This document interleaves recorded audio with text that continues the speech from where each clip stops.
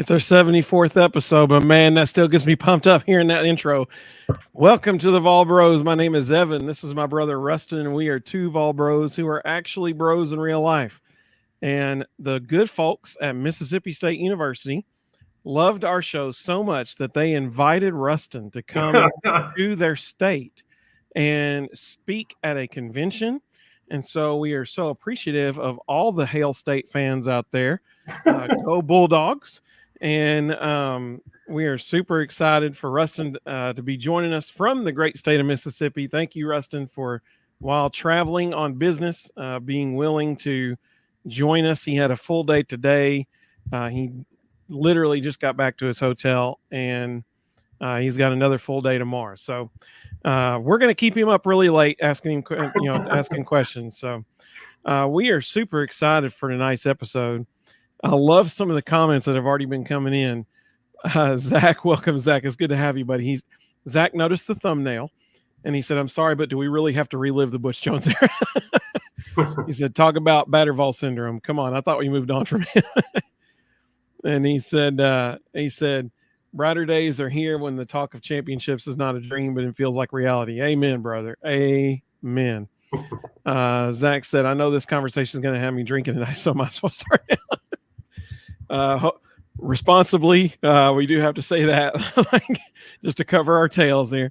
People are commenting on your looking sharp there, Rustin. That's what I'm talking about. Doug, welcome, Doug. He said Rustin's putting in the work. Absolutely. What time did you start this morning? So 7 a.m. Central, so 8 your time. So he's been he put in a nice little 12-hour day here. Well, we are super excited for our special guest this evening. Many of you have probably seen, while we're going live and stuff, in the comments, a gentleman named Tyler Goldberg.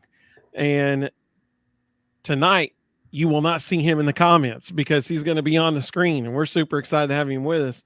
And I'm not going to spoil what he did and why. Well, okay, I am a little bit. So Tyler worked in the UT athletic department, and so I'm going to let him tell you what his role was in there. Tyler, welcome to the show, buddy. We're so glad you're with us. Yeah, man. It's, good to be here. Thought this kind of full circle moment. Hope Rustin feels a little bit old today because it seemed like a decade ago he was sending me off as a high school senior. Now excited to be on the Vol Bros podcast. Yeah, that's probably because it was a decade ago. It was a decade ago. You're right. So Rustin and I both have a background in education, and Rustin was the head of school on multiple locations, and one of them was where Tyler went to high school. And so super cool moment here. Like I said, full circle.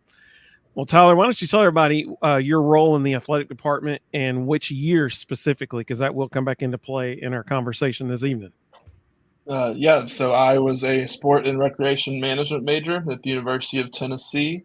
I was fortunate to serve in the marketing department for a very brief tenure, spent most of my time at UT in what was then known as media relations. I have since learned that it is now strategic communications. So that's a little shift that Danny White has made since he's taken over. So I was a media relations assistant there in the athletic department. Specifically during the years 2016 to 2018, I believe. So 2016 to 2018. So that means that the infamous 2016 football team that beat Georgia, beat Florida, and did not make it to the SEC East champion level, the championship game. So you were there for that year. Is that correct? What you meant to say was we lost to South Carolina and Vanderbilt to miss a Sugar Bowl bid. So you were there that year. You were there in 2017. Which was the year all the girls kind of fell off. Absolutely. And then at the end of the Butch Jones era, right as we transitioned into Jeremy Pruitt. Is that correct? Mm-hmm. That is correct. So before we go any further, I do have one strategically important question right now. Tyler, can you confirm or deny you ever fell on a helmet? I personally did not fall on one. I'll reserve comment for anything else that happened. Before we get into our questions, I do think it's important because Tyler was blessed to work around a lot of extremely talented people during 100%. that time. So before we get into our questions, why don't you kind of unpack all, including Tom Satkoviak, people like that, people who were in the athletic department in that time that you got to spend a great deal of time working with. Right. So I'll open with a disclaimer. I no longer work for the university. What I will describe and tell you tonight is not the way it is now. So don't go off into Twitter and tweet a bunch of stupid things. That's not the way it is now. I'm describing my experience and my experience alone. You might talk to someone else and they might have a completely different experience. But yeah, I got to serve in media relations, which as a student there, it's really one of the more hands-on opportunities that you can get. Because we are the ones doing statistics, we are doing the ones doing social media, we are the ones doing graphic design. That's kind of been separated more now as technology has kind of expanded and gotten quicker at a rapid rate. But we were responsible for all of that. So I mean, we're hands-on pretty much all day, every day. Rustin mentioned Tom.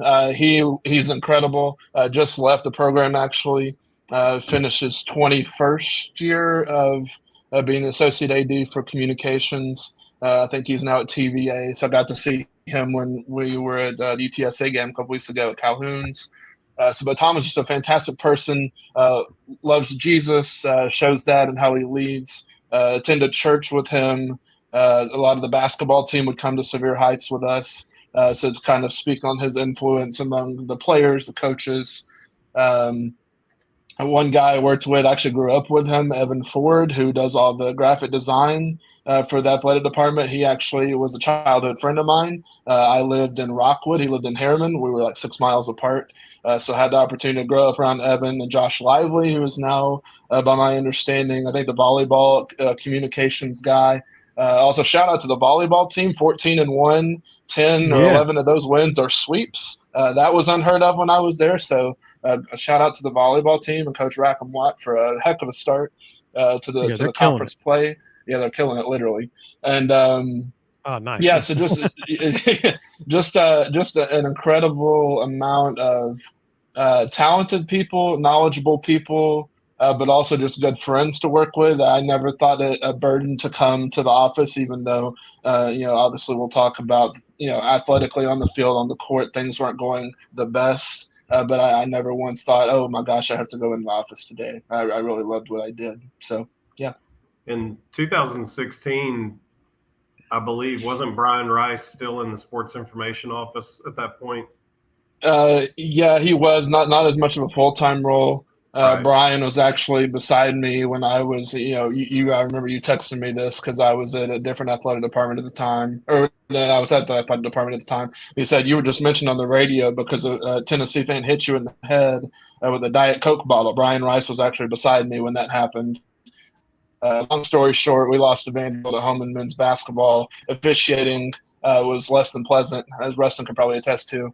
And a Tennessee fan decided to express their displeasure toward Bryce Drew by throwing a Diet Coke bottle, which missed the Vanderbilt bench and hit me in the head behind the bench. So that was kind of my moment with Brian Rice. So we'll always kind of have together. So all that being said, aside from the Diet Coke thing, when you look at that athletic department in those years, just for everybody who's listening, there was an obscene amount of talent in that athletic department. It's insane. Still greatly benefiting that university.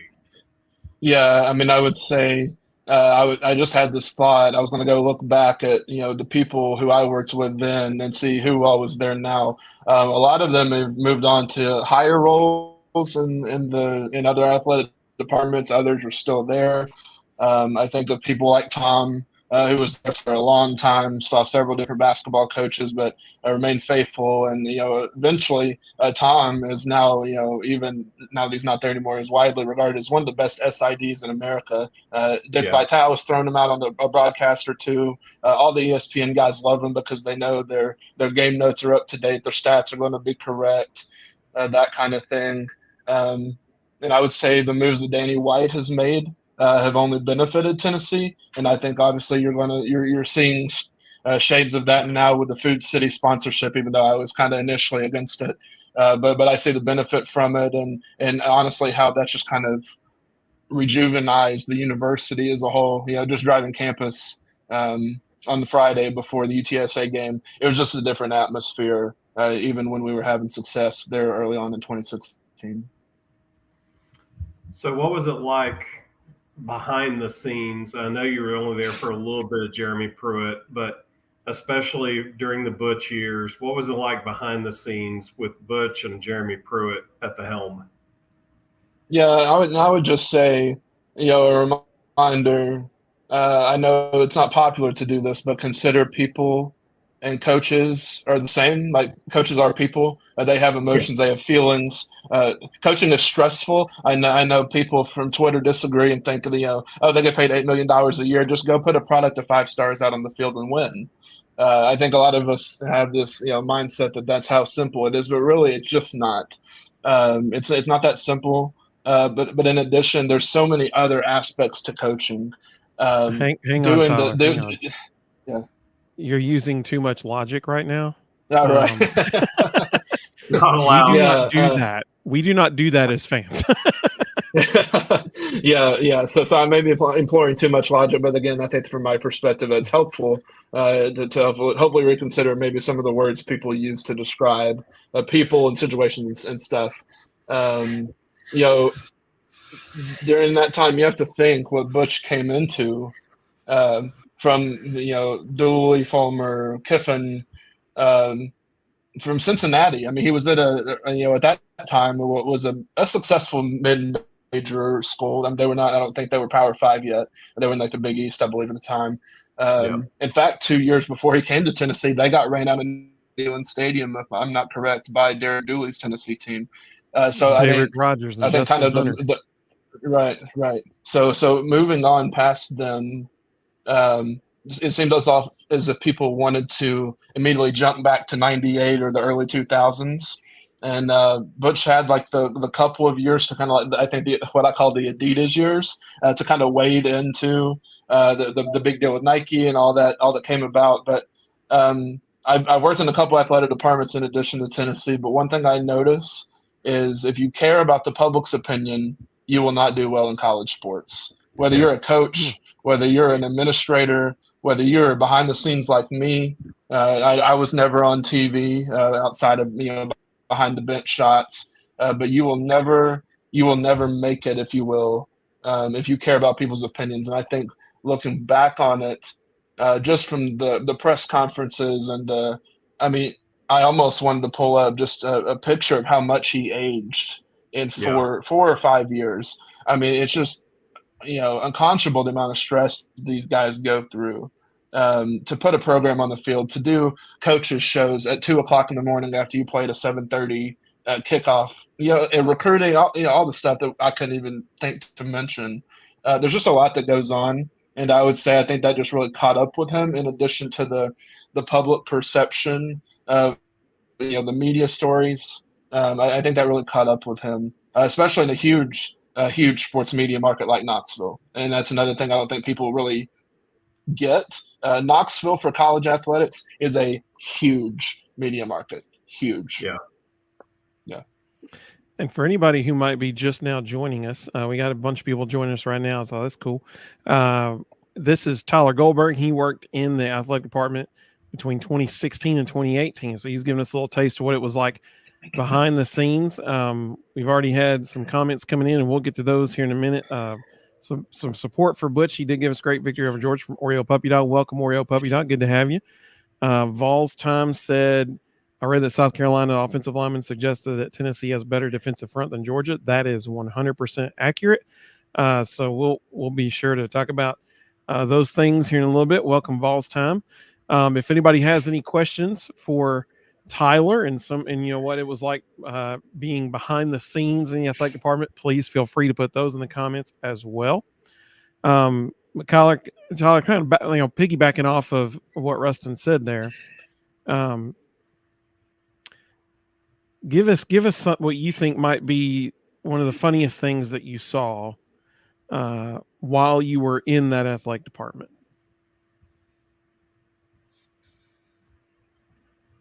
And it can't be the turnover. Well, Malik Foreman kind of took one of them. So that was Butch hurting his ankle on the celebration at Georgia, which was not a prayer. Yeah, to the person that just commented, I did start balding when I worked in athletic department, so I did age a little bit. So anybody listening to the audio now, version, so the only 10 you see, and by the way, welcome to the only 10 you see. She just asked, I wonder how much Tyler aged in those 2 years. Probably looked 12 when he got there. LOL. And so now you know Tyler's response. Still do, yeah. But I would honestly, the turnover trash can against Georgia Tech specifically pretty tacky. We were a top 25 team. In 2017, I think, started the year, played Georgia Tech and Mercedes-Benz on opening weekend, and looked decent in times, but otherwise looked really bad. It's a really bad Georgia Tech team. I thought the trash can was a little tacky. Funny things. I mean, obviously Malik a couple weeks ago touched on Butch not actually praying. Most people thought he was praying and thanking God for that Hail Mary, but it wasn't. Yeah, let me come back to that. I want to be careful what I say. Fair enough. That's fair. So, kind of switching gears just slightly, maybe not the funniest thing, but what was the most head-scratching thing that you saw that you were like, why on earth are we doing this? I'll be honest. I knew we were going to have a long athletic year. Every athletic season. So in August, right before the first day of class starts, all the support staff, specifically those who are students, and there are a lot of them that make up the athletic department. So there are a lot of students who are doing their undergraduate or graduate work, like me, who are working with little to no pay. It's because they love Tennessee, but they also love to work in sports. So we had this meeting, and I'm assuming it still happens because it happened the 3 years I was there. But you would meet in the football conference room at 6:30 on the first day of class, and this is when the athletic director was supposed to go over policy. So at the time, it was, you can't make any money off of an autograph sale or whatever. Don't drink, smoke, or chew, or date people who do. All that kind of stuff. So it was basically a legality talk for the NCAA stuff to make sure that you were following rules. We show up at 6:30. Me and my teammates and classmates, because I'm in sport management department, so a lot of these guys I'm in class with too. And we sit there for the better part of 30 to 45 minutes, and John Curry doesn't show up. So I think the initial moment that I realized, okay, like it may be a long year if the athletic director, which it's known that he speaks at this. This is not a surprise to him. This is kind of his deal. Yeah, that's what I was thinking, Rustin. It's his meeting. So Tom kind of, like, from what I recall, like briefly kind of like touches up the bases on what was supposed to be talked about, but that never really happened. And then obviously the ensuing 3 or 4 months probably proved that more to be true. But I just remember that meeting specifically as I was reflecting on what kind of funky happened. That moment came to mind. Another one was just the I'm trying to remember which week it was, so forgive my memory, but it was 2017. I think we just lost to Georgia, or we were going into the Georgia game. And obviously, Rustin has talked about this. It's no secret. Strategic communication has the word strategic in it for a reason. That there is a PR management to what I was doing at the time. And we did instruct people, specifically coaches and players, before they went to the podium. Hey, this is how this should look. This is, obviously, at the time, I think we're at 2-3, 2-4. We're playing, number 3 or 4 Georgia at the time. Which up to that point, I mean, Georgia had been a relatively close game regardless of the ranking. So there was this kind of false hope that we would keep it close. But I just remember I also think this was around the time when the helmet falling thing started, and I just remember Coach losing it on Jimmy Himes, and I am sitting there moderating that press conference with Tom and a couple other people, and I just remember just like this awkward tension of just like Butch kind of, or Coach Jones rather, kind of crossed that line of like hey, like we're kind of like Tennessee and you guys are the media. He kind of crossed that line and was like, oh, it's more than just Tennessee to me. It's like personal. I think the quote was like, "Oh, the negativity around our media. You know, if we want our team to be this, or the media." And I'm like, "Oh man!" And then so it was just that was just kind of like that was just one of those things where you just kind of got to wipe it off and start over. So those were the two kind of like head scratching moments. I'm like, I'm not sure that I would have scripted it that way. And for those who aren't aware why that's so incredibly awkward, there might not be a nicer person in Knoxville than Jimmy Hyams. So for Butch to lose his mind on Jimmy is not only crossing a line, it's kind of an unspoken, thing in Knoxville. You don't get angry at Jimmy Hyams. So that would make it even more awkward. Yeah, so I think to further tell that story, Rick Barnes has a great relationship with most of the media. I mean, he comes into every press conference. When I was there, I mean, he would joke with Jimmy and Wes Rucker and all the guys that covered Tennessee, still to this day, by the way. Which I might add, the sports media in Knoxville has an incredible longevity because I think Tennessee's a good team to cover. So I would say that there are other coaches in the athletic department who have proved that you don't have to have a bad relationship with the media in press conferences or a bad attitude. And I think Coach Barnes is one of those people to kind of look to in that instance. So we've had a few comments coming in here. Robert, welcome, Robert. Glad to see you, buddy. He said, I believe the Vols will win all the games remaining. Thanks. You guys do an awesome job. Thank you, Robert. We appreciate that. Let's see here. A couple other questions that have come in. Let's see. Ooh, here's a good question. Oreo puppy dog. All right, Tyler. You get to answer first. What was Butch's downfall at Tennessee? He said, I mean, we were 5-0 that 2016 season and then just tanked. So what was the downfall? Man, that's a great question. And it's a loaded one. So I think this question. No, it's okay. I'm going to unpack some things I know about this. So go ahead and give your perspective, and I'll tell the things that I'm aware of. So I think the context of the 2016 season is important, right? So you may put 5-0, but we were 2 possessions away from losing to Appalachian State in the season opener. So I mean, we started off very talented. I would argue there's more talent on that team than any team we've ever had, just from what I've seen since I've been alive in '95. Of course, I don't remember Peyton or anybody being there, but I mean that was a stacked lineup. But almost losing to App State. You kind of have the rebound game against Virginia Tech, the battle at Bristol. Everybody's pop circumstance game days there. It's like all good to know. You come back, you play Ohio, and it's kind of like 28. I think it was 28-16 or something like that. It was like a 10-point game, less than comfortable win. And then obviously you beat Florida for the first time since I was in the 3rd grade, I think. 2016, so you beat Florida, so that dog's kind of off your back. You go to Georgia, you let them throw that Hail Mary, which should not have happened, and then their stupidity kind of gives you the penalty to get you in midfield, and obviously Dobbs throws it to Jawan, and that kind of goes down. Then you go into Texas A&M, which at that time was number 8. I think we were number 9. We go into Texas A&M, healthy, everything's good. But over that Texas A&M game, obviously it was a long but we lost a lot of people that day. I think we had 7 or 8 threes in that game. And on top of that, I think 7 turnovers. So we kind of had the perfect storm to lose that game, even though we came back and tied it, I think, within a minute left, and took it to overtime or double overtime, if I remember correctly. But ended up losing.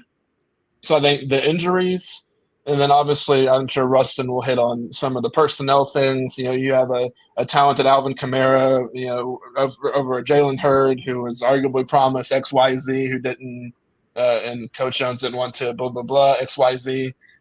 which I can't speak for. I'm not in practice. I'm simply in the post-game pressers and media day pressers and weekday pressers and all that. So I handled the off-the-field stuff with our team. So that was kind of our role. So I cannot speak as far as personnel goes, but I would say that's obviously the South Carolina loss in Columbia was kind of when it was like, okay, it really wasn't a 5-0 top 10 team. It was more of a 9-3, 8-4 team, which is where they finished. Yeah, well, so I think, so go ahead. to back up what you're saying there about Alvin Kamara and that kind of thing. If you haven't yet seen it, a few weeks ago, it was actually the week of the Florida game. We had Malik Foreman join us on a Tuesday evening. We had a special broadcast live show with Malik Foreman. I would strongly recommend going back and watch it. Malik was fantastic. It was absolutely fantastic interview. One of the things Malik said that evening was, and we didn't prompt him to, this was totally, we were just mentioning Alvin Kamara. And because we were talking about that Texas A&M game, because Malik had the famous play where he tracked the dude down the sideline and punched the ball out to go through the back of the end zone for a touchback that kept Tennessee in the game. And while we were talking, Malik was talking about that game, and he said, that was AK's kind of breakout game, which I think Alvin Kamara had like 284 total yards that game. I mean, it was crazy, just unbelievable. And before we could even say anything, Malik said, you had Alvin who was underutilized, and he said it, not us. So even the other players thought that Alvin Kamara was underutilized as in his time at Tennessee. What were you going to say, Rustin? Well, so I think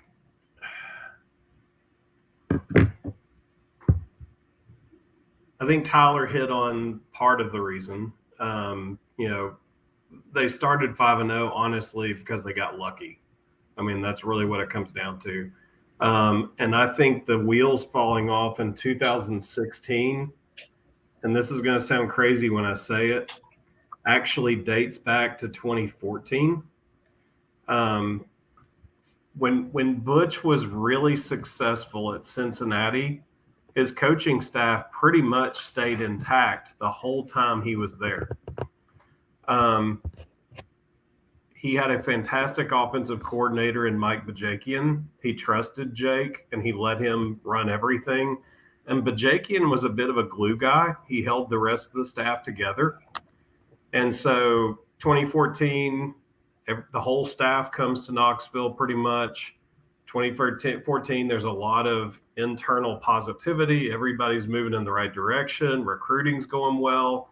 Mike Bajakian is getting put on a pedestal as this amazing offensive mind, which he is. And then at the end of 2014, he gets offered a job with the Tampa Bay Buccaneers. And he leaves. It was at that moment that the staff started falling apart because Jake had always been the glue. And I would say the reason we went 8-4 in 2015 was internal issues within the coaching staff. And I think it kind of festered over 2015. And if you look across the 2015 and 2016 seasons, there's a lot of movement in the coaching staff. There's a lot of guys leaving and getting backfilled. And Butch kind of started down a road of just hiring mercenaries. He started hiring assistant coaches who were only there for a year, or they'd been in 20 different locations before they got there. And when you don't have that staff continuity, in my opinion, Butch had some self-esteem issues. As like Tyler mentioned a minute ago, he was way too concerned with what people around him thought about him. So if you don't have a strong coaching staff around you, you're always wondering what they're thinking too. And, Thomas Edwards made the comment that, he really liked Coach Jones, that Coach Jones always did well by him. Well, there were a bunch of players who would have said that about Coach Jones. And then there was a whole nother group that would have said, no way, because he allowed his insecurity to play favorites with players.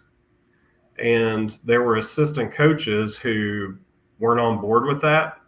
And it created even more internal friction. Case in point, Zach Azani. You know, we had one of the best wide receiver coaches in America, and he leaves mid-season to go become an offensive analyst for the Chicago Bears. That doesn't happen. That never happens anywhere, unless there's some massive internal issues. And a lot of it came down to things like Zach wanting to coach his receivers one way, but getting inconsistent feedback and communication from the head coach toward his position group. That was rampant. And I think over the course of 2015, it just festered and got worse and worse and worse. And then in 2016, when it really started spilling over, was when they got to 5-0 and some players started buying into their press clippings, probably a little more than they should have. And that internal strife was still there. It was still festering and growing. And all it took was some issues with Jalen Hurd, some issues with Alvin Kamara, some issues with a few other key guys, promises being made that, you know, one coach was on board with, and another one's going, I'm not doing that. And all of a sudden it spills over. And at the end of the day, you're dealing with 18 to 22-year-olds. And it's like they're in the house watching mom and dad fighting, and they don't know who to side with. And so, you know, all of a sudden coaches start leaving left and right. We hire more mercenaries, and the wheels fall off. Yeah, and I would say just one more thing onto that, if that's okay. Sure. If you go back to 2015, right before I got there, you know, 2 games stick out to me in the 2015 season, and you guys know what I'm going to say. It's losing to Oklahoma, a big lead at home in front of a crazy raucous crowd, and losing an almost 3-score lead to Florida in the fourth quarter. And I think those 2 games, you know, kind of, though still kind of early on. I mean, it was year 3, but it was still kind of early on in his tenure.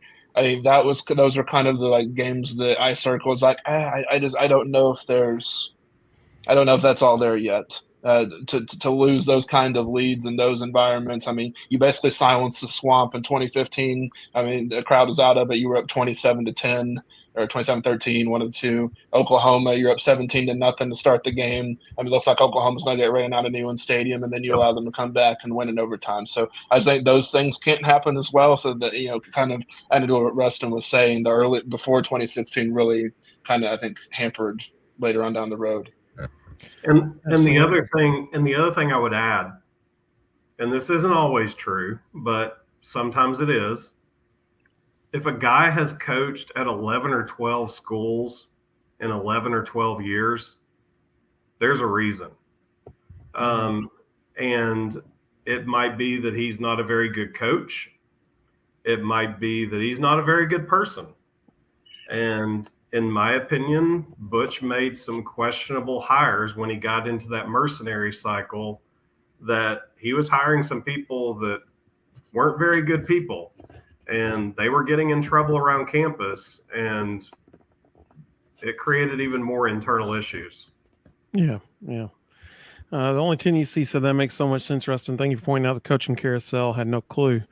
Oreo Puppy Dog said that makes the most sense of anything I've heard. Zach said, you can have all the talent on the field, but if your coaching sucks or isn't there, you'll lose. And that's exactly right. And then he said, thank God for hype. Sorry. And just to kind of like point or flash forward, I guess, to the end of 2017, obviously lose 41-0 to Georgia. That's when everybody's kind of like, okay, I think the wheels are officially off. We're kind of like just hoping to get down the mountain at the end safely. You know, one of the, I guess, central moments I remember, we were at Missouri. Missouri was up 40-17. I think they ended up winning 50-17. I think Coach Jones just kind of like it all just kind of boiled over for him, and he says to the official on the sideline, he says, "I'm trying to save my expletive job," and I think that's when I knew, okay, caught on camera. Like that. Okay, so yeah, I didn't know that. So that's something that I look back at as like, okay, build over, and I think you lost the job the next day. That's again one of those like trademark memories I will remember. Is he was just so frustrated that he just told official. I mean, he was like, man, Yep. I was like, we're struggling. We're losing to an average Missouri team. They might have won the East that year. I don't remember. But I just remember it was just like, it was kind of all this was like, this water was just kind of like swinging from back and forth. And then finally that was kind of what made it spill out, was just a rough performance on the road. So yeah, it just so happened that when he said that, it was like they couldn't have asked for more perfect timing. It just so happened that the camera got a shot of him on the sideline, like they do. They'll zoom in on the head coach, They just so happened to zoom in on him, and you could see him look right at the official and yell at him, "I'm trying to save my job." And yep, you're exactly right. Just kind of respond to a couple of those comments right there. Everything I just said is not hearsay. That's firsthand knowledge. Through a weird series of events, I was fortunate to get to be connected to a lot of the coaches in Knoxville during Butch Jones's tenure. So a lot of the things that I just said are directly from members of that staff and support staff. And I would add to that, one thing that always really disturbed me about Butch Jones, he knew what was right. Like, he hired a lot of really good people too.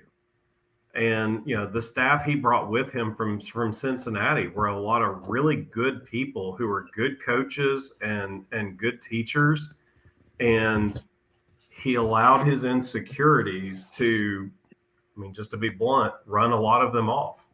But some of them stayed, and some of them tried to fight through it and worked as hard as they possibly could. I think of Bob Welton.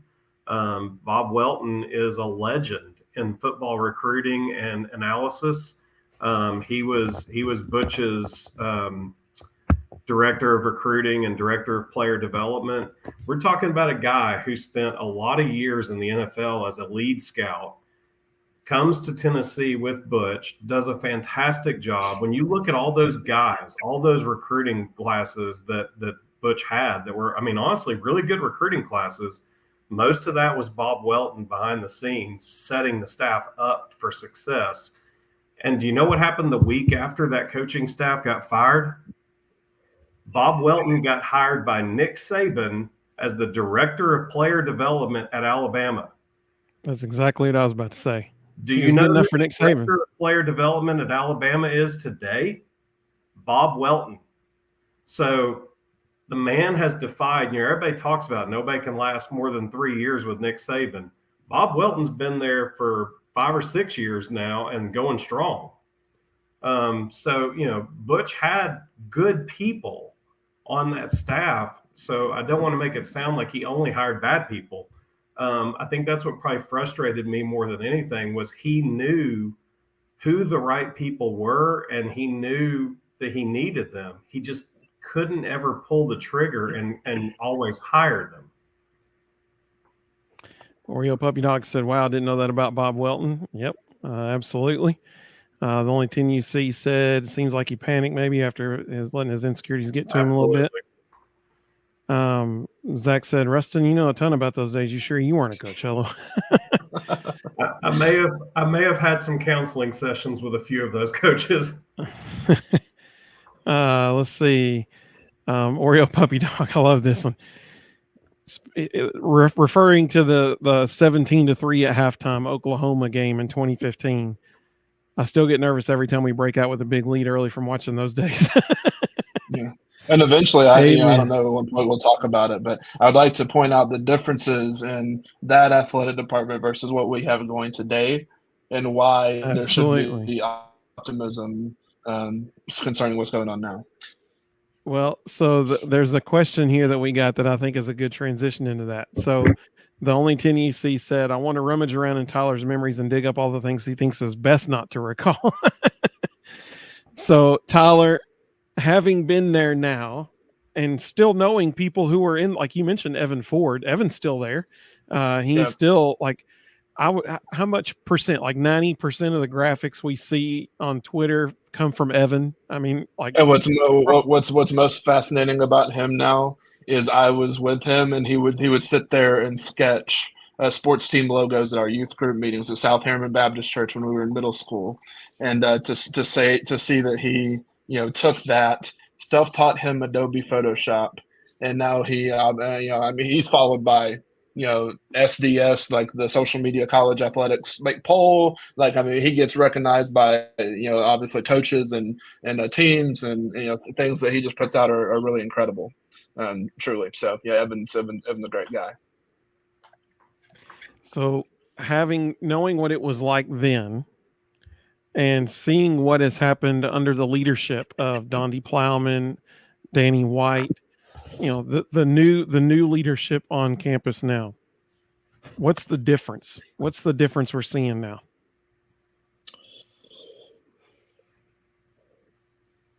I'm going to quote one of the songs that is associated with the athletic department, "Fight Vols Fight." One of the last lines of the song is, "Your loyalty is our victory." And then it closes with "Fight Vols Fight." And I think loyalty is what separates this athletic department from that one. That one, and I'm going to talk all sports here, because I do want to shout out to some of our teams that are having really, really, really successful seasons that don't get promoted because they don't bring in money. Football, you have a coach in Josh Heupel who is confident in what he does. He knows his system. He doesn't care what anyone else thinks of his system. He knows his coaching staff. He has a great relationship with his athletic director. He hired the guys that are going to work for him and work with him, not work for him, but work with him to develop his system. He trusts guys like Tim Banks to do what they do best. One thing I don't think Coach Jones did particularly was from other people to their jobs. I think Josh Heupel does that. That's noticeable in how the press conferences go. There's no defense mechanisms up for press conferences. Josh Heupel is who Josh Heupel is. Tim Banks is who he is. Halsley is who he is. Alex Golish last year was who he is. Other sports, Thank though. you. Yeah, I right. so miss hearing Alex Golish interview or press conferences, because he was so honest. I guarantee you he was saying stuff that they were like, "Whoa, don't say that." I mean, like, he was like overly honest, and it was amazing to listen to. Right. So it's because, again, that's a kind of a point. It's kind of refreshing not to hear complimentary football, XO, whatever you want to say that Butch or Coach Jones said. But athletic department wise, sorry. And I don't mean to interrupt you, but I think even what you just said, I think that summarizes Butch Jones's entire tenure. I to this day, I believe if he had been loyal to all that staff that he brought with him from Cincinnati, I don't think they would have walked on him, and I think they would have been loyal to him, and I think it would have been a very different trajectory for Tennessee football under Butch Jones. But the loyalty issue was what killed it. Yeah. So other sports-wise, volleyball was led by Rob Patrick at the time. It was extremely average. We would average 17 wins, 13, 14 losses. We would never make the NCAA tournament. Coach Rackham is, I think we made the NCAA tournament the last 2 years. This year, they're a top 10. They will be a top 10 team this coming week because they just swept Alabama, Ole Miss, and Mississippi State on the road. Again, unheard of. Most college volleyball teams are not doing that. Their one loss is a 5-set loss. Number one, Wisconsin, on the road. Everybody else they've completely dominated. I remember being at Coach Vitello's opening press conference at Lindsey Nelson Stadium. Nobody really cared because guess what? Our baseball team was in the dump. Mm-hmm. I mean, I did stats for baseball. You could go to games and you would hear. I mean, you could hear in the press box what people were saying in the stands, on the field, and what Coach Vitello's done for the baseball program. Obviously, you can't probably overstate that. Coach Harper with the women's basketball team, I do feel like there's more stability going there. They've already, I think, kind of progressed in postseason play. And obviously, and I saved him for last because this guy means a lot to me, and that's Coach Barnes. We haven't gone as far deeply as in the NCAA tournament as probably we could have, but there's not a better leader, coach, or man in all of college sports, in my opinion, leading our basketball team. 2016, I traveled with a team to South Carolina. one of South Carolina's better years, and they blew us out by 30. And and this one, Admiral was a freshman, I think, or a sophomore. He was very young. Grant was still very young. They had not developed like they eventually did. But Coach Barnes comes around the office the week after that and says, "All that matters is going 1-0 before the Lord." And he said that, obviously. I'm not presuming everybody who listens to this is a Christian, but something about Coach Barnes that sets him apart is his identity is in that, and that's it. Like, he's not bothered by outside noise, wins, losses. Like, his sole focus is on developing players, making sure they are good husbands and fathers. And I think, as much as maybe you can quote Champions of Life on that, I think there is a recipe to what Barnes does, and why he again was at Texas for a long time. Why he was at Tennessee, even into his older years, he still wants to be here. And I think that to me just speaks volumes. I got to say hi to him after the Texas A&M game last year. We lived in Dallas at the time, so we drove down to College Station and got to see the team play.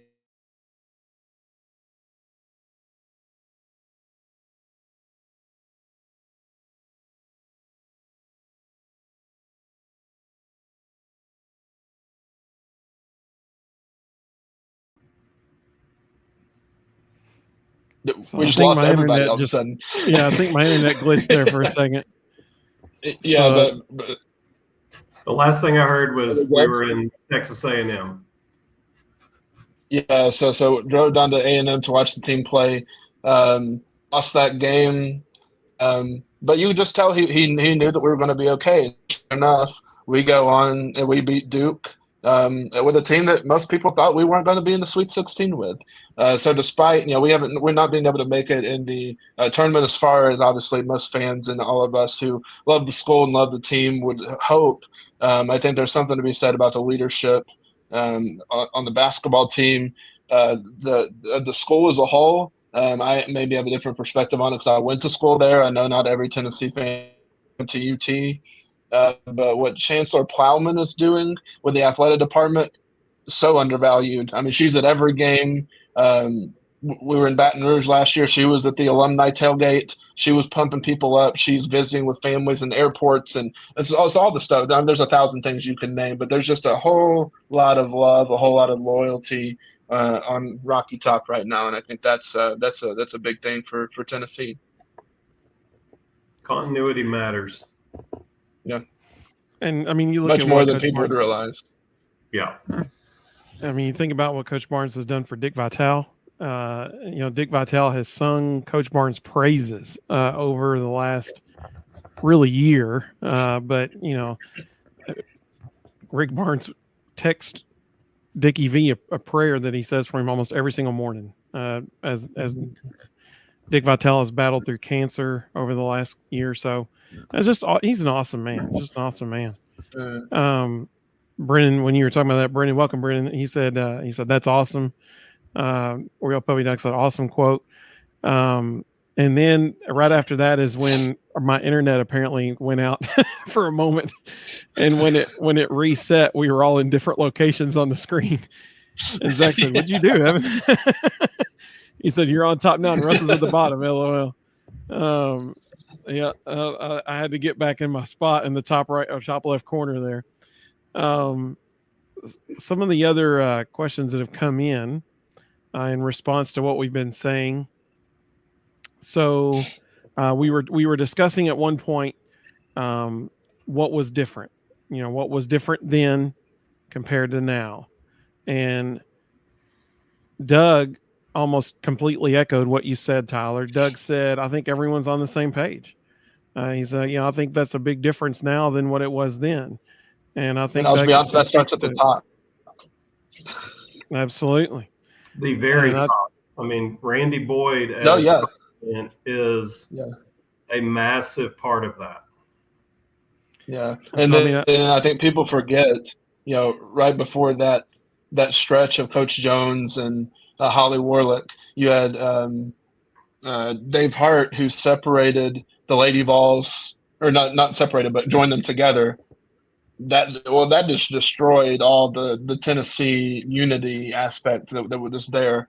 So I think, again, the gradual overtime progression of that becoming normal, which I think Danny White has done a really good job of keeping the power tee on both teams, but also letting the Lady Vol teams use Lady Vol logos. Like you'll see a women's soccer team sometimes just use the Vols word mark that doesn't have Lady Vols on it. Sometimes they'll use the powder blue. The volleyball team wore powder blue last night in Tuscaloosa against Alabama. So I think that there's just, again, I can't overstate the leadership at the top and how that trickles down into every single thing that goes on. Well, and even when you talk about uniforms and colors, Danny White even, took the step of naming the blue and calling it Summit Blue and making it an auxiliary color of the entire athletic department. So if any team, male or female, wants to do a hat tip to Pat Summit, they can. That was a genius move. And why people like Dave Hart and John Curry couldn't figure that stuff out, I mean, that shouldn't be that difficult. That was crazy smart. That's a great point. I like Vol's Time's answer. He said Tennessee's defense is better. That's what's different between. I love that. That's great. That's a good point. Mr. Jones said we're playing musical squares on the screen here a little bit, but I like this from Mr. Jones right here. He said Butch was a hoper. Heupel is a believer. A lot of truth in that. I love that. I love that. Yep. Josh Heupel, he's so competitive. That's the thing. Like, he doesn't he expects, like, we will play for championships. That's not an option. And it's because he's so competitive. Let's see here. The only 10 UC said she met Danny White. Oh, that's so cool. She met Danny White on the field at the Virginia game. Said he's pretty cool, very respectful to fans, but is confident in his vision. That's a cool story. I'm glad you shared that. Thank you so much. And ultimately, I think Tennessee fans have to trust that his vision is going to work, because we've already talked about this in previous episodes. But is a multi-million-dollar entertainment venue on where G10 is right now, is that going to work? Well, Danny White believes so. But will Tennessee fans, trust him that it's going to work? And I think hopefully he's proven that he knows what he's doing, and Tennessee will benefit for it in the long term.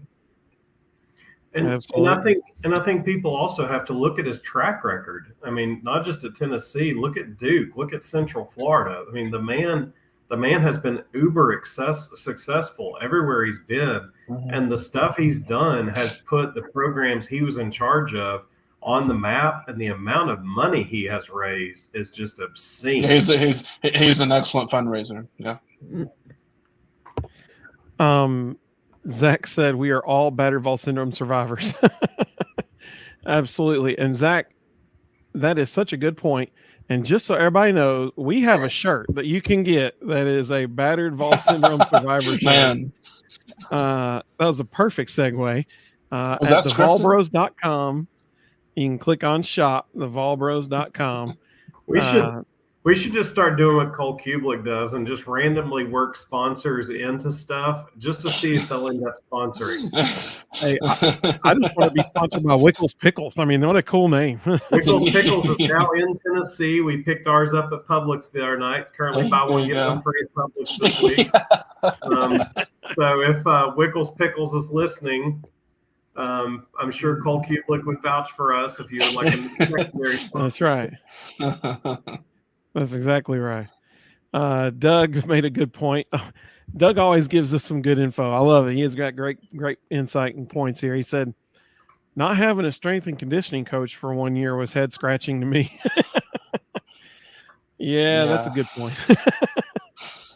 So that actually, I don't know all the details on that one, but that actually caused a lot of internal strife among the coaching staff too, because some of the assistant coaches felt like they had to pick up the slack, in the absence of a technical head strength coach. They had people in there running the weight room, but like nobody was technically in charge. And so the assistant coaches some of them felt like they had to pick up the slack, and they weren't real thrilled about that. They didn't feel like that was part of their job description. Yeah, I would say we were not the most physically durable team from 2016 to 2017. And I think that showed on the field. Obviously, games like Texas A&M. And think about the spillover of that. If I'm a linebacker at Tennessee and I go to my position group meeting and my position coach spends the first 15 minutes of the meeting complaining about the fact that he shouldn't have to help run strength and conditioning because we should have a full-time strength coach, it just subtly creates internal issues, and it creates, second guessing, and it's just there's nothing about it that's good. Mr. Jones said Danny Orange and White. That's exactly right. Let's see here. There it is. Danny Orange and White. Love it. Absolutely. Zach just said, I'm watching your show. Well, hey, that's right. Zach was on vacation. I forgot about that. He said he told us last time he'd be on vacation, but he'd still tune in. I appreciate that, Zach, very much. He said he's in a Florida bar listening to our show watching our show with the Tennessee Analyst. Should I turn it up? Absolutely. I love it. Absolutely. In unison. I love it. Carl makes a good point, referring to the lack of a strength and conditioning coach. He said, I mean, really, when you think about it, it's kind of wild. Rustin can talk about this. All right. I know Rustin can talk about this. So give Butch credit. This started with Butch. Yeah. Butch hired Allison Maurer, who was hands down one of the top nutritionists in the entire country. Butch created the Rocky Top Grill. Butch created all the nutrition programs that are still there and thriving. Butch, that was one of the few areas he didn't micromanage. He allowed Allison to create all of that programming. She had an intern program where she had current students who were getting to help with meal prep and learning how to create these nutrition programs. And she's with the Pittsburgh Pirates now, correct? Yes. When Jeremy Pruitt came on the scene, he did not believe in the nutrition program.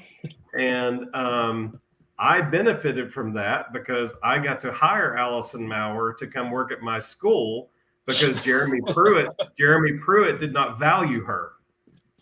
So all I had to do, I mean, we're talking about someone who has a Muscle Milk sponsorship, a nutritionist with a sponsorship with Muscle Milk.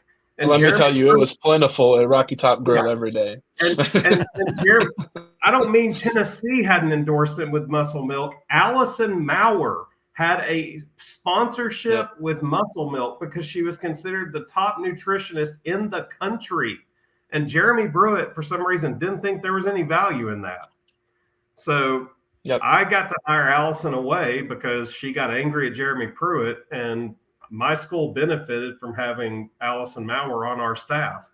All I had to agree to do was let her go speak at every national convention whenever she got called, because she got called all the time. And I'm like, that kind of makes our school look pretty good, that our school nutritionist goes and speaks at every national convention as the keynote. Thank you, Jeremy Pruitt. Rustin with an impassioned plea for that one. Dumbest thing ever. Like that was when I knew. That was when I knew that he was never going to succeed in Knoxville. Like, how do you walk in and the one thing you have going for you is you have the top nutritionist in the world, and the first thing you do is run her off? Like, that's just stupid. Yeah, and I'll add on to Coach Pruitt. I'm sure is a nice guy, family man. But one thing that I picked up on very easily, some people are good assistant coaches. Why are they good assistant coaches? Because they have one position group to manage. I don't think he considered, again, going back to where we all started, the depth and the nature and the extensiveness of running a college football program, but one that is considered one of the meccas in college football. And again, he had to resort to what we all know and joke about now. But again, at the top it matters. Can you manage? Can you recruit? Can you do TV shows? I mean, he's got that meme with Bob Kessling where he looks just miserable after I think it was the Florida game. He just looks terrible. Doesn't want to be there. There's all these different facets that again a lot of people don't consider because they just watch Saturday for 3 hours and okay, well that's all they do during the week. Far cry from that, and I think that's what ultimately bit Coach Pruitt. Well, and to add on to that, and this is the only Jeremy Pruitt story I'm going to tell. And I can't remember which game it was, but I know for a fact this happened firsthand from an assistant coach who was in the room. When Harrison Bailey, if you'll remember the years when everybody was saying Harrison Bailey needs a shot, Harrison Bailey needs a shot. We all know now Harrison Bailey was a 5-star nothing and, was a product of recruiting analysts and nothing else. But Jim Chaney knew Harrison Bailey wasn't any good, didn't want to play him. But basically, Jarrett Garantano had gotten to the point where he was playing so poorly that they decided to bench him. Nobody knew this. It was all happening internally. They decided to bench him. They spent the entire week with Harrison Bailey getting all the first team reps and built an entire playlist around Harrison Bailey, which was hard to do because he was terrible. So, they had to get real creative about how they were going to do this to give Harrison Bailey his shot. On Thursday night, Jeremy Pruitt gets a phone call from Jarrett Garantano's dad telling him that he's calling the NCAA if his son doesn't start on Saturday. Friday morning, they're in their position group meetings, and Jeremy Pruitt walks in, looks at Jim Chaney and says, Jarrett's starting tomorrow. Tomorrow. They just spent the entire week putting a game plan for a different guy. Like, these are not changes you can make the day before a game with 18 to 22-year-olds. They can't handle, oh, by the way, everything we did in practice this week, throw that out. We're not going to do any of that stuff. We're going to go back to what we used to run with Jarrett. What? Now, we all know now what Jarrett's dad was actually threatening was he was going to call the NCAA and tell them everything he knew about Jeremy Pruitt, which was apparently a lot. So that did happen during that season. People are asking which game it was. Honestly, I don't remember, but that absolutely did happen. Oreo Puppy Dog said, I wondered how JG got all those shots. Rusty, welcome, Rusty. Good to have you with us. He said, which game was this? I don't remember. It was somewhere it was mid-season, probably week 5, week 6, but I don't remember for sure. Let's see. Mr. Jones said Jeremy Pruitt and Matthew McConaughey conversation. All right. That's pretty good. Hey, Zach, I like that. He said, let's show love to the Vol Bros and hit the like button. I totally agree, man. That is awesome. That's a great point. Let's see what else. Let's see. Carl said, wow. Yeah, absolutely. Mr. Jones, he's bringing it back. He's got it back. He said, is that what Joe's doing now? LOL, just kidding. That's pretty good, Mr. Jones. I'll give you credit for that. Rob said, interesting. Welcome, Rob. He said, interesting background, Rustin. So Rustin is in his hotel room right now. It's 100 years old. Yes. Seriously, it's on the National Register. I'm staying at a 100-year-old hotel. But he is in Mississippi right now at a convention, and so we appreciate him joining us. What you can't see is the chandelier right here. Original to the hotel. Yeah. Now this is a good point, Carl. He said JG was tough as nails, sacked 400 times. Yep, that it seemed like it for sure. Absolutely. Hey, this is exciting. So Tyler probably remembers this too, because we love Tyler. He joins in almost every time we're live, if not every single time. So we love that. So I'm sure I do my best. From last Thursday, Oreo Puppy Dog said he wasn't going to get to watch the South Carolina game live. He'd have to tape it because his daughter had killed a deer, and he was going to like skin it. Well, he's giving us an update. Look at this, man. This is the Vol Bros right here. I mean, this is a community. I love it. I mean, like this is. I'm glad I got to have the update about his daughter and how she killed a deer. He said my daughter got a buck last weekend. It's on the Feel the Spirit channel. It's the Virginia Youth Hunt. She's the little blonde girl, not my channel, but sub. Watched the game tape last week. I love it, man. Everybody go watch Oreo Puppy Dog's little girl shoot the deer. That's a sentence I didn't expect to say today, actually. There are so many words in that sentence that I've never heard in a sentence together.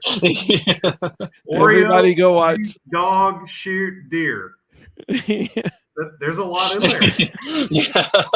On the Feel the Spirit YouTube channel. I love it. That's fantastic. On the Feel the Spirit channel, yes. But hey, seriously, I'm excited for her, man. That's great. That's really cool, and that's something she'll never forget. That's a memory y'all will have. That's cool. That's really cool. What part of Virginia? Just curious. Feel free to put that in the comments. Yeah, I am too. Because I'm living in Maryland right now. So. Let's see. Okay, Carl, you got to give me a coach that drops to his knees and sobs. That's Butch. When we win, maybe an analyst. Okay, I'm confused. Can y'all help me understand? I think because he was an analyst at Alabama. Yeah. Oh, okay. I'm with you now. I got you. I'm still hooked on the deer. So it's hard to decipher in comments. You may just be joking about the dropping to his knees part, but if you didn't hear it, he was actually injured. Yeah, I was about to say he really did drop to his knee and maybe sobbed a little bit, but not because we won. He wasn't crying because we won. He was crying because he was hurt. Right. So Tyler, update everybody on that who may not have heard earlier. What actually happened to Butch after that Georgia game? So this is not breaking news from me. Malik Foreman actually is the one that broke the news on the Vols Bros podcast. But Coach Jones, upon the Hail Mary completion to Jawan Jennings, jumped so high. And might I add, it was very high. He did especially for a coach. I mean, it was a pretty good vault. He landed wrongly on his ankle and actually went to the ground. And I think what was probably funniest about this is the two state troopers behind him think he's getting emotional and praying. And the state trooper, you'll notice, if you're looking screen left, puts his hand on his back and like pats him, and he's just so happy. Obviously everybody in the moment is just like pumping up, like, yeah, I can't believe we did this. And it's just fun. Obviously, again, a disclaimer: Butch is a nice guy. He's a good guy. I'm not really hating on him. I just the moment was pretty ironic. Just all things considered. When you spend the next 2 weeks watching him limp around the football offices with walking boots and crutches, it's pretty priceless. So he rolled his ankle when he came down. That's why he went to the ground. Again, he went really high. So it was he came down pretty high and pretty fast. We could blame the grass at Georgia. It might have been that. They might have had terrible turf. Man. Oh, so I misunderstood Rob's comment earlier when he said that nice background. He was talking about the story you told. I thought he was talking about your room. Well, hey, Russ, I think your background is great. Yeah, it is kind of weird. Like, this picture right over here is actually like an oil painting of two naked people hugging each other. So, I didn't know how much you could see. Late Night Vol Bros podcast here. Come on, let's go. Vol Bros after dark. I'm sure it's 100-year-old oil painting, though. So therefore, it's okay. Yeah, absolutely. Absolutely. Let's see. I'm trying to go through all these comments. Zach said, "How many natties do you think we would have won if we had gotten Heupel back then?" I don't know. That 2016 team would have been different for sure. Well, and I also, there's such a thing as coaching reps. I think we are benefiting right now from Central Florida.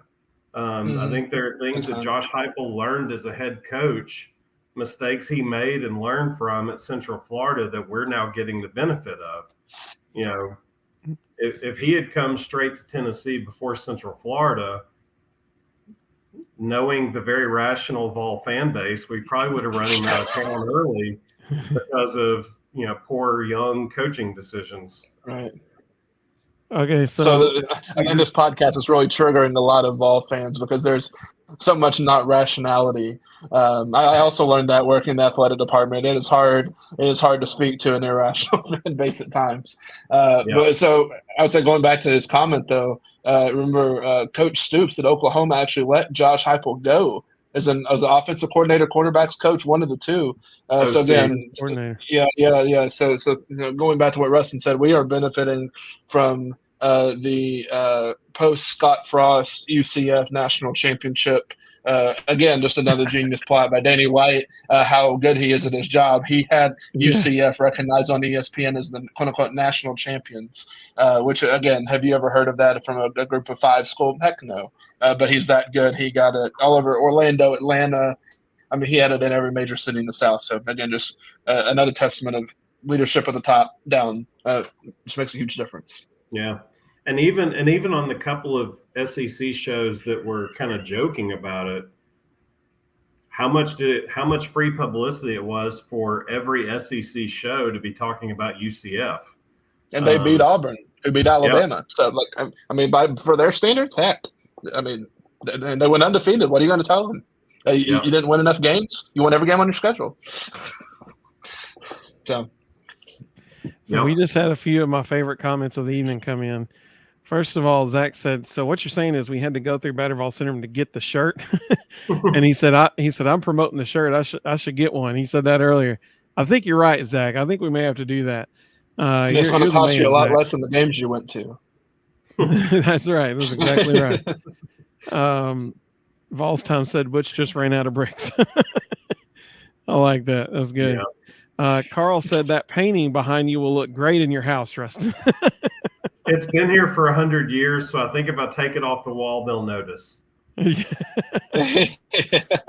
I like this one. Mr. Jones said Butch could have used the strength and conditioning coach. Maybe he would have landed fine then instead of rolling his ankle. That's a good point. That's pretty good. All right, but here is probably the best question of the night. Well, so Carl made a good point. He said, I hope Danny's happy at Tennessee. But we're going to use this question that Doug submitted as our last question of the evening because it's really, really good. Did Philip Fulmer actually believe that Pruitt? Well, before even go any further, Tyler, I got a question for you. Sure. Was Philip Fulmer, just so we're all clear, was Philip Fulmer the athletic director at any point while you were in the athletic department? He was, yes. That's what I thought. So because you were there right as the transition happened, and since you were there during that time, you got to be in that department with Philip Fulmer as the athletic director for a short little time there. So this is a really good question. Oh, Big Vol Daddy, welcome, buddy. Glad you're here. Doug said, did Philip Fulmer actually believe that Pruitt could run a big-time program or he couldn't find anyone else to be the head coach? What's really going on there? What do y'all think?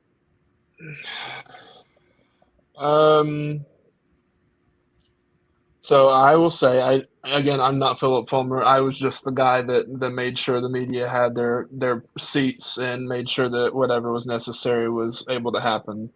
I will say I don't think there are many people who love Tennessee more than Coach Fulmer.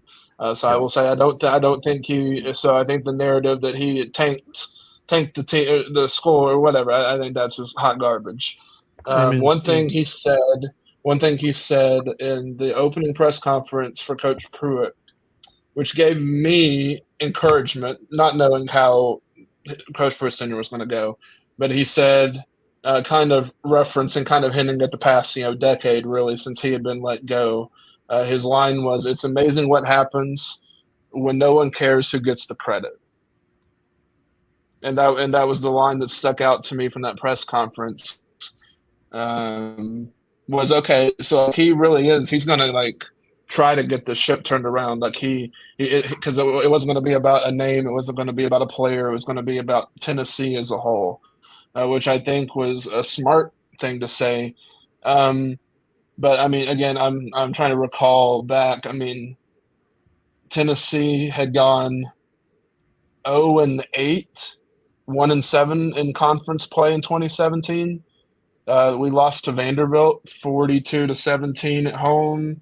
I mean, at the time, knowing how psychotic our fan base is, I don't know who is taking that job with serious consideration, knowing what the state of the program is at that time.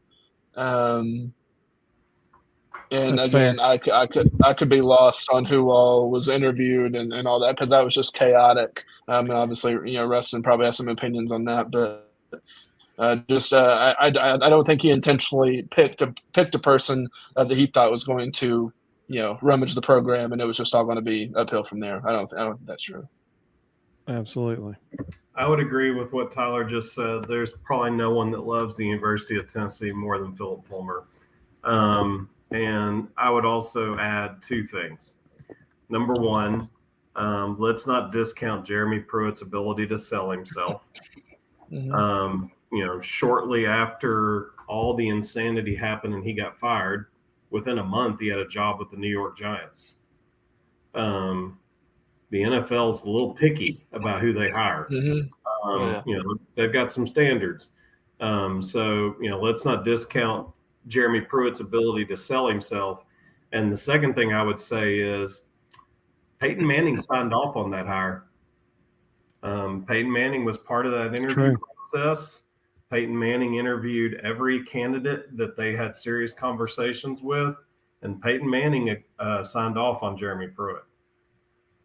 And I think there's this like false narrative with fandom and like alma maters and coaches that come from certain schools. Like that's just not how college athletics works. I haven't worked in it. Like nobody cares what your alma mater is as a coach or a staff member. Like Jeremy Pruitt is not thinking, oh, I'm from Alabama. I worked for Nick Saban. I'm going to cancel Tennessee. And I've heard some like seriously sane people say that. Like Jeremy Pruitt came to Knoxville to destroy Tennessee football. And like that is just covert mission. So irrational. Yeah. And so like but our fans I'm afraid sometimes believe that and before Pruitt there was this belief that you had to hire a Tennessee guy and they had to play football for Tennessee. It was going to be John Gruden, it was going to be Peyton Manning, that was going to be the next coach. Like it had to be a Tennessee guy, and that's just not how sports works. I mean, there are people in the athletic department right now with degrees, I'm sure, from Florida, Alabama, Georgia. I mean, teams that fans will say, oh, they can't work in our athletic department. Well, they don't care. They just went to school there. But they want to do the best job for themselves in their career. They want to do a good job. They're not out to, kind of plot revenge or for anything of that matter. So I just think to put that narrative to bed, I mean, that's just not how it works. So, again, I think it was just he really was just overwhelmed with the amount of stuff to do. I mean, he's used to coaching the defense. Yeah, for the greatest head coach in all of sports history, in my opinion. And he was sloppy. Like he didn't understand, the things that he got in trouble for. Were any of them okay? No, he was absolutely cheating, beyond a shadow of a doubt, cheating. But so was everybody else in America. He didn't just randomly come up with the processes and things they were doing that were illegal on his own. He had an entire recruiting office doing it, and they all came from Alabama. So, the reality is he just was sloppy. I mean, that's all it comes down to. And it goes back to what you were saying about he's a defensive coordinator. He's not a CEO. He's not a head coach. He never should have been a head coach. Unfortunately, they just, sometimes you just make a bad hire. And, unfortunately, he was a really bad hire.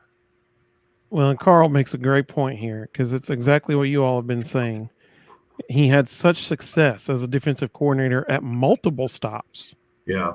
that it seemed like a sure thing.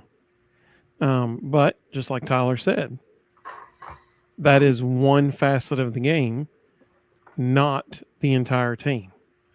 And that's a whole different ballgame when you're talking about being a seat, like you said, Rustin, CEO. Instead of just a coordinator, you're now running the whole show. And there's I think UCF was a great opportunity for Josh to kind of get his feet wet, per se, of managing a program. I mean, UCF, when he walked in there, was successful.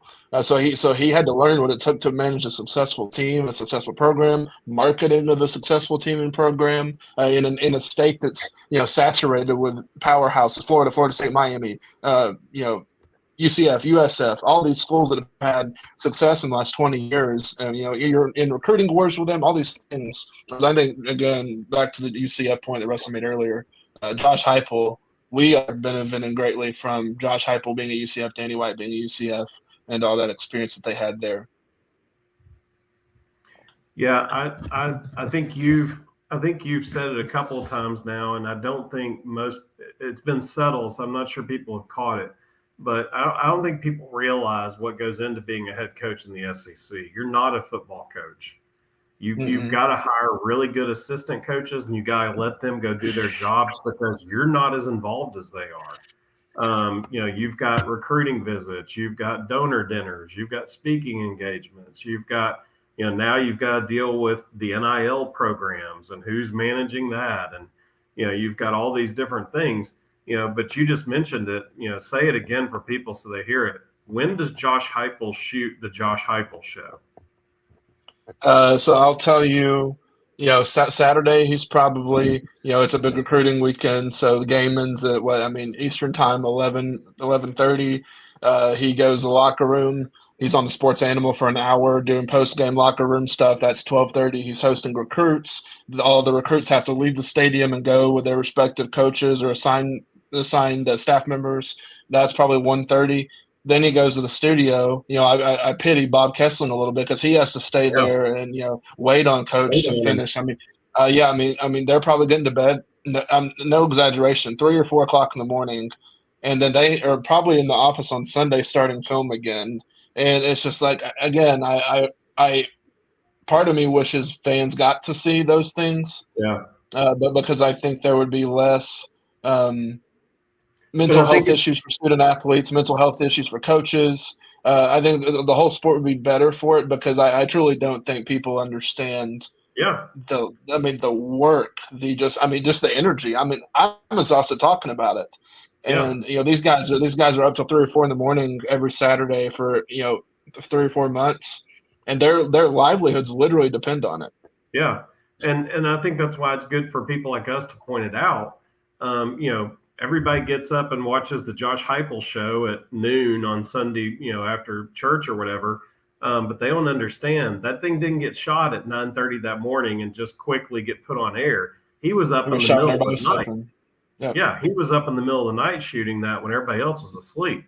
And, coming off of all the things you just listed, so they used to laugh about Jeremy Pruitt's face on that show, but he just couldn't handle the time of it. Like it was more than he could bear. And just a reminder, their mornings on a game day are starting at 6 or 7 a.m. So they're pulling almost a 24-hour day for a football game, and just the toll that takes on your body, and again, and this is not even factoring in really being a person. He has kids, he has a wife.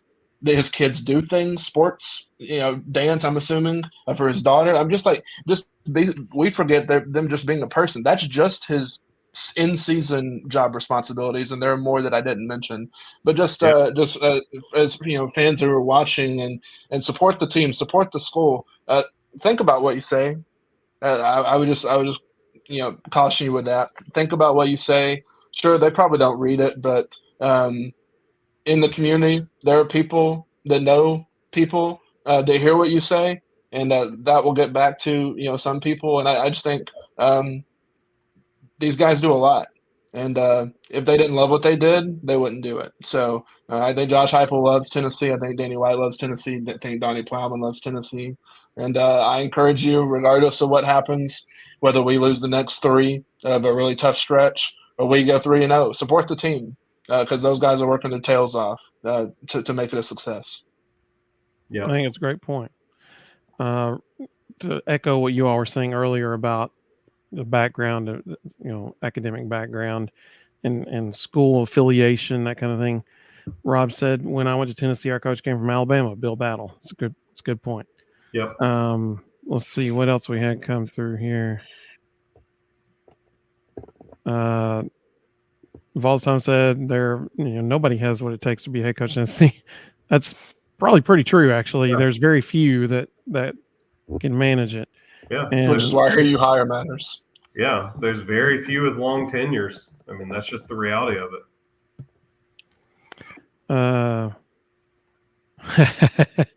The only Tennessee said this 38-year-old body can't hang like he used to. Off to bed. Thanks for the bedtime stories. Hey, we're so glad you were joining us. Thank you so much, the only Tennessee. We appreciate you. Thank you so much. Let's see here. Man, we got a ton. This was awesome. Big Valdaddy said they can handle it. Millions of dollars say so. They're getting paid the big bucks. You're not kidding. Absolutely. And that's why they're paid that, because again, short tenures, they've got to take care of themselves because it's not going to last long. Yep. Let's see. Doug said would love to stay. But got to get up early. Doug, sometimes I think it's Doug. I think he has to get up at like 4 a.m. sometimes. Yep. It's either him or Carl. I can't remember which one. Him. Doug, it's good to see you, buddy. I'm glad you joined us. Let's see.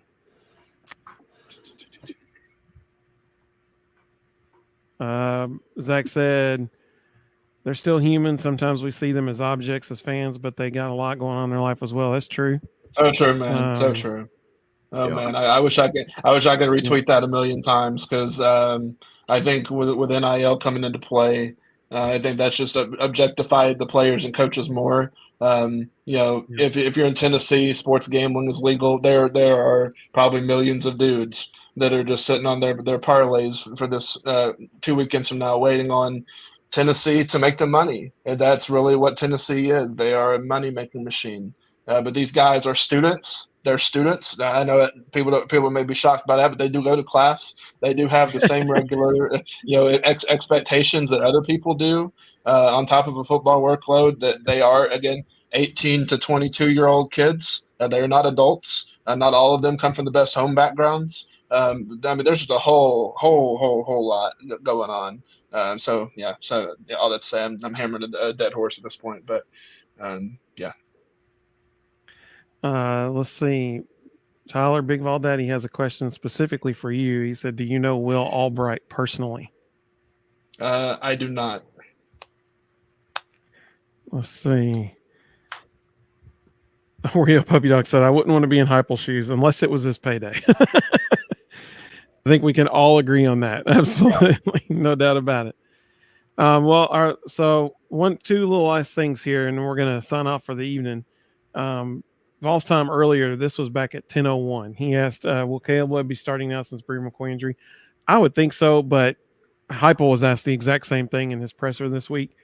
And, I mean, he gave his standard, coach speak answer, like, we got some options. We'll see what we do. We'll float them around. They can all play multiple positions, blah, blah, blah. Yes, Caleb Webb is starting. It's amazing what happens when coaches do what we ask them to do. Yeah. Yeah, exactly. Big Valdaddy said, you three guys have a great night. You too, buddy. We appreciate you. BVD, the other thing was one real quick. I grew up watching BVD back when this was 2009 when Mount Cody blocked Daniel Lincoln's field goals. I was like, middle school at the time. But BVD has the greatest angry reaction video to any Tennessee sports play I've ever seen. I mean, I think he might have broken every piece of furniture in his house on that day. So if that video is still on his channel, I would encourage everyone to go watch it because I got a lot of kick out of that. Hey, and I'm not exaggerating when I say that Big Valdaddy he's a visionary because, and he said, OMG, well, thanks for watching, Tyler. I was a kid, I'm not joking. he's a visionary He because started got in this. podcasting before anybody even knew it was a thing. Yeah, Right. I mean, he was doing this in 2009. Yeah. I mean, YouTube just started in 2005. So I mean, kudos to him for seeing the potential there and jumping on it. I mean, that's kudos to him. Rusty said Dylan needs to play the Cordell Patterson role. Absolutely, I agree. Zach said I have to go. The bar's close. I appreciate it, Zach. Thank you, buddy. He said to Oreo Puppy Dog said tonight cleared up a lot of years of wondering for me. Great info and great job. Thank you so much, Oreo Puppy Dog. We appreciate you. And tell your daughter we said congratulations. That's exciting. Yes. So a few people mentioned it earlier in the show, and good question. I don't know. You might be. Maybe. I mean, I think probably. those are supposed to be exclamation points, but yeah, I think he is. So he said he's the longest running Vols YouTuber. Absolutely. He said there's a ton of YouTubers that are bigger than me, but not a single one's been on here as long as he has. I mean, he's a visionary. I mean, I'm being honest. Like he had great vision for it. Yeah, we've talked about this. A couple people mentioned that next weekend, announced today, is Checker Neyland. That is exactly right. Obviously, Vols are off this week, which was kind of funny because earlier. Break down what we expect against bye. Yeah. I hear they're pretty tough. But obviously Vols are off this week. However, next Saturday, 3:30 CBS game. We have Checker Neyland coming next Saturday. The coolest part of the whole announcement today was Danny White using Emperor Palpatine, the meme going, "Do it." That's how it was announced that Tennessee will be doing Checker Neyland. So next Saturday, that's exactly right. Tyler, thank you so much for joining us, man. We really do appreciate you joining us. That's awesome. I appreciate you guys. You guys devote a lot of time to this. I know you guys are really busy. Obviously, and for people who weren't on at the beginning, my connection to Rustin is I'm only 27. So I was a high school junior and senior when Rustin was the head of school at Concord Christian School. I was coached in basketball by Vol legend Rob Murphy. And so I just had two of the biggest Vol bro guests in my life for a long time. So no, all that to say, super grateful for Rustin. Rustin's been a father figure to me for a long time, and just super grateful for his friendship for literally a decade, which is is just really cool and special to me. So yeah, thank you for you guys, what you do, and obviously this is just blowing up, and you guys got big time people coming on. So not me, but like Tyler Goldberg. Mr. Jones said Joe never loses in bye week. Never. Well, Tyler, I think you know what I'm about to tell you. I mean, you just ship it. Go ahead and ship it. Express mail. He only wanted to do this because he wanted the shirt. Totally. So, Tyler, as of right now, you are an honorary bro, man. That is so exciting. We will send you a shirt. So hang on after we end this real quick, and I'll get your address, and we'll make sure that we get you a shirt in the mail.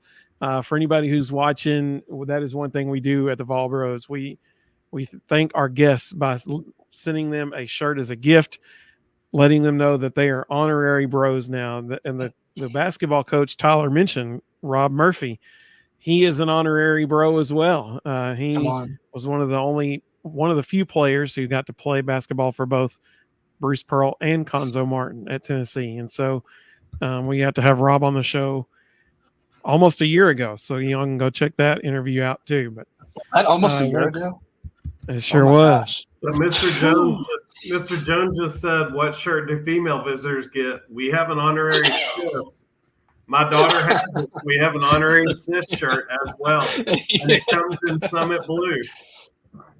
Oh, let's go. Yeah. We can, Big Vol Daddy, we might be able to work that out. We can definitely work that out. But yeah, so I mean, that's super exciting. We got another honorary bro now, so that's very cool. So Tyler, thank you again, man. Be sure to Mhm. hang on just a second after I end the live stream here. So But before you sign off, if anyone missed it this week, Evan is now the producer for Josh Mancuso's new podcast with Todd Blackledge. Again, which big time. is a Man. huge deal. Yeah. We will absolutely leverage that to get Todd Blackledge on our podcast. But just really cool that Evan is going to be working on a weekly basis with Josh Mancuso and Todd Blackledge. I think it speaks to what we've been able to do here. I appreciate that very much. It was pretty cool. It was a cool little cool Tuesday morning when I got the text from Josh asking if I want to do it, and it was really neat. It's really cool. We've already got his video from yesterday. They released their second episode yesterday. Today we got their set up with actually when I finish this, I'm going to go downstairs and get it set up to where it's feeding the podcast to multiple podcast platforms. So it's exciting. It was really, really cool. So I told Rustin, I was like, I think that means we can get Todd Blackledge. I think that means we can get him. So hopefully Todd Blackledge. People today at work, that found out about it, they were saying maybe you can get like, those little lapel pins that people wear on their suits, like maybe we could get like a print of Volbro's lapel pin and get Todd Blackledge Notre Dame game. Yeah, have Todd Blackledge wear it on air, like on Saturday nights. People would be like, "Man, Todd sure is turned into a Vols fan," But that was really exciting. I was very excited about it. Really cool. Well, we so appreciate everybody joining us. This has been a lot of fun. This, y'all know this. This is our favorite part of this, is getting to interact with you guys, and so we actually, to answer Mr. Jones' question, I actually have a former majorette and a former color guard, two ladies who are going to be joining us at some point, who were in the Pride of the Southland marching band in the mid '90s when Peyton was there, and so they're going to be joining us, talk about their experience in that. So that'll be cool. So they will be our first honorary sisses on the show. We have honorary sis shirts, like Rustin mentioned, so we'll get that to them for sure. But we hope everybody has a great evening. Go Vols, baby, and we will see you all. I don't even know if we're going to go. I don't even know if we're going live on Sunday. We'll have to talk about it, but we'll let you know, because normally we do. But there's no enjoy that bye week, and we'll see Thursday. Yeah, I'm thinking about it. There's no reaction to have to the bye week, but we'll see. We'll see. But hope everybody has a great evening, and go Vols. Oh, I almost messed up and didn't do the outro. Here, let me do the outro. Okay. Hope everybody has a great evening. And go Vols.